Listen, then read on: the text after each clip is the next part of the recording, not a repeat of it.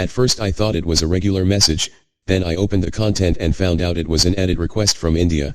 The sender asked me to edit it on my next episode in editing your photos, but he didn't give a description of how he wants it to be, so I'm going to do what I want, of which I made the edit a cyberpunk style, and it turned out really great.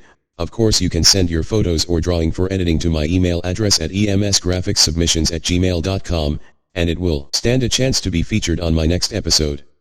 Hello, I'm Emmanuel Steven, EMS Graphics.